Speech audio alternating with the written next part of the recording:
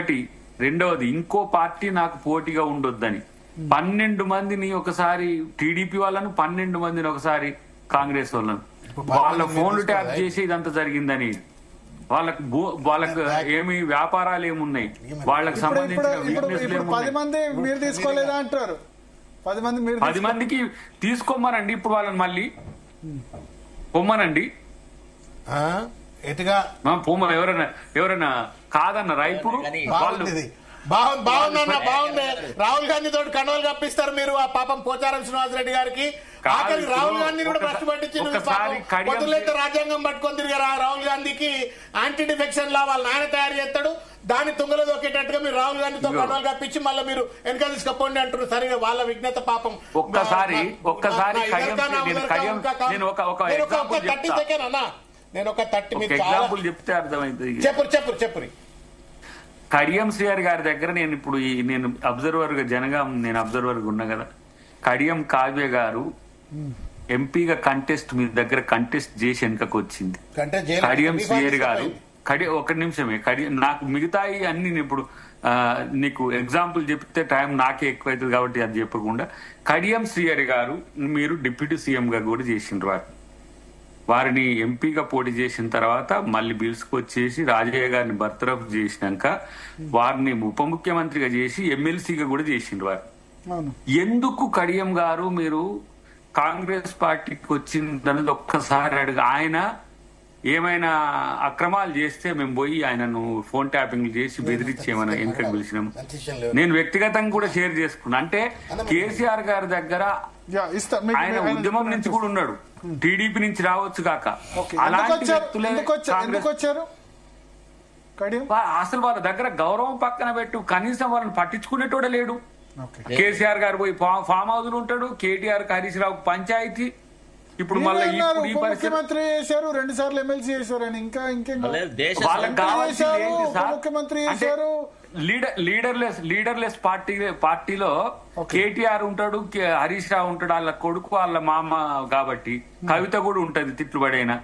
వీళ్ళు ఒక లెజెండరీ వెలిగిన వాళ్ళు ఎందుకు ఉంటారు? సెల్ఫ్ రెస్పెక్ట్ ఉన్నవాడు ఎందుకు ఉంటాడు? దయాకర్ గారు ఒక మాట,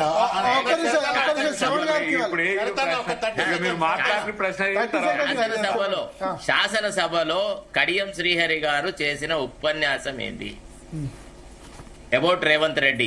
ఒక్కసారి విన్నారా? లేకపోతే మీరు మంచి వాళ్ళని మీకు చాలా గౌరవం ఇస్తున్నాం, ఎందుకంటే మీరు ధర్మాత్ములు.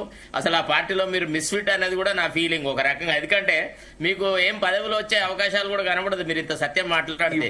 కానీ వచ్చేసరి మనం అంతరాత్మ ప్రబోధంగా మాట్లాడాలి. కడియం శ్రీహరి గారు రేవంత్ రెడ్డి గురించి ఏం మాట్లాడినారు, మళ్ళీ ఎట్లా పార్టీ మార్చినారు, తర్వాత పోచం శ్రీనివాసరెడ్డి గారు పార్టీ ఓడిపోయిన తర్వాత కేసీఆర్ ను కలిసినప్పుడు ఏం మాట్లాడినారు, ఎట్లా క్షణాల మీద పార్టీ మార్చినారు. కడియం కావ్యకి మీరు టికెట్ ఇవ్వడం అంటే కాంగ్రెస్ కార్యకర్తను ఇచ్చినారా, ఉద్యమకారులను ఇచ్చినారా, లేకపోతే పార్టీకి వేరే వాళ్లకు టికెట్ ఇస్తే గెలవదని ఇచ్చినారా? దయాకర్ గారు మీరు ప్రశ్నలకు సమాధానం నేను ప్రశ్న వేసిన తర్వాత ఎందుకంటే నిన్ను పూర్తి స్థాయిలో ప్రశ్న ఎందుకు ఏనిస్తున్నా అంటే నేను దాని మీద సమాధానం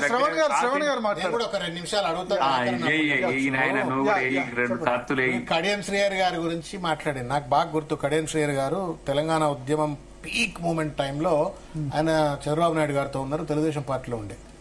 చాలా సందర్భాలలో దయాకర్ గారు మీకు బాగా గుర్తుంటది, శరత్ అన్న మీకు కూడా గుర్తుంటదేమో, చాలా సందర్భాలలో చంద్రబాబు నాయుడు గారికి మద్దతుగా చర్చలోకి వస్తూ, తెలుగుదేశం పార్టీ స్టాండ్ కు మద్దతుగా వస్తూ కేసీఆర్ గారిను ఇష్టం వచ్చినట్టుగా మాట్లాడుతుండే ఆయన.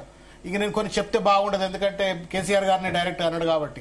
సడన్ గా 1 ఫైన్ డే తెలంగాణ భవన్లో ప్రత్యక్షమైండు. నేను పరేషాన్. రోజు పొద్దుగాల టీవీ చరిత్రలకు వచ్చేమో కేసీఆర్ గారు తిడుతుంటివి, తెలంగాణ ఉద్యమం మీద దాడి చేస్తాంటివి, నువ్వు సడన్ గా ఎట్లా వచ్చినావు అని చెప్పారంటే సరే వచ్చిండు. ఆయన నక్కున చేర్చుకున్నారు.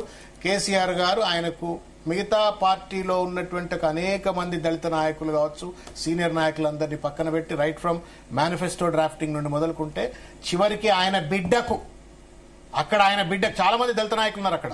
ఆయన బిడ్డకు బీఫామ్ ఇచ్చి బీఫామ్ తో పాటు ఇంకా డబ్బులు అన్ని చేతిలో డబ్బులు పెట్టి ఇప్పుడు చెప్పరు. అది నాది రైతులకు కాదు, నేను చెప్పరు. చెప్ప- అన్ని చేతిలో పెట్టి ఆయనకి ఇచ్చిన తర్వాత ఓవర్ నైట్ కేసీఆర్ లో నాయకుడు కనబడతలేడు, రాక్షసుడు అయిపోయినాడు. ఏది ఓడిపోయినాక గెలిచేంత వరకు దేవుడు అయ్యిండు, ఓడిపోయినాక అయ్యిండు. ఆయన విఘ్నత. ఇక ఆయన మీరు ఎగ్జాంపుల్ గా తీసుకోకరి. అదే కడియం కావ్య స్థానంలో మా దయాకర్ గారు ఎంపీ పెడితే ఏం కష్టం అవుతున్నారండి రేవంత్ రెడ్డికి? ఆయనకంటే ఆమెకంటే అన్పాపులరా దద్దం దయాకర్? అంతేందుకండి, వివేక్ కి వారం రోజుల ముందు చేరితే ఎమ్మెల్యే టికెట్ ఇచ్చినారు, దయాకర్ కి ఎందుకు ఇవ్వలేదు? ఆయన ఎందుకు ఇవ్వలే గవి చెప్పకుండా కరెక్ట్ అన్న ప్రశ్నలకు సమాధానాలు చెప్పడాలి. ఇక నేను చెప్పాను.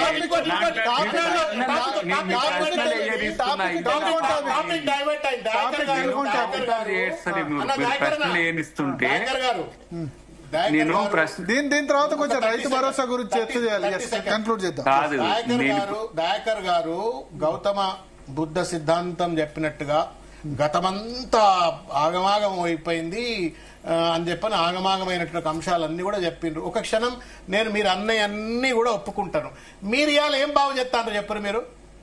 రేవంత్ రెడ్డి గారి యొక్క ప్రభుత్వం, మీ పార్టీ ప్రభుత్వం, ఇవాళ మీరేమైనా ప్రజాపాలన నిజంగానే కొనసాగిస్తున్నారా? పారదర్శకమైన పరిపాలన మీరు కొనసాగిస్తున్నారా? ఒక్కసారి చెప్పండి. ఇవాళ తెలంగాణలో తెలంగాణలో పోలీస్ రాజ్యం. మీరు హెచ్సియు ఫోన్, ఆఖరికి హెచ్సియు ఫోన్లో టెలిఫోన్ ట్యాప్ చేసిన మీరు.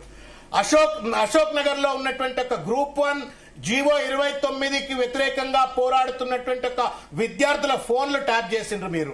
ఎక్కడికక్కడ వాళ్ళు నిర్బంధ వాతావరణం క్రియేట్ చేసి పోలీసులను అడ్డం పెట్టుకుని రాజ్యం చేసి లాఠీ చార్జీలు చేసి మీరు ఏదో గతమంతా అట్లయింది ఇట్లయిందని చెప్పారంటే సబబు కాదు. మీరు మార్పు కావాలా, కాంగ్రెస్ రావాలా అంటే మీరు నిజంగానే రేవంత్ రెడ్డి వచ్చిన మార్పు వస్తుందేమంటే ప్రశ్న కాదు. ఎందుకు కాదు? ప్రశ్న ఇంత పెద్దగా ఉంటది. అది భరించలేదు. మీరు ఎంత పెద్దగా చెప్పిండ్రు? మొత్తం అంతా బాగాలేదు, ఇప్పుడు అంతా బాగుంది. ఆ లెక్కచర్ల బాధితులేంది, ఆ హెచ్సియు బాధితులేంది, ఆ గ్రూప్ 1 బాధితులేంది, జియో 46 బాధితులేంది. ఎక్కడికక్కడ ఇవాళ సోషల్ మీడియాలో చిన్న పోస్టింగ్ పెడితే ఉచ్చబడుతుంది ఒకనొకరికి. ఏడ నోటీస్ వస్తుందో, ఏడ కేసు అవుతుందో అని కాదు. ఇప్పుడు ప్రశ్న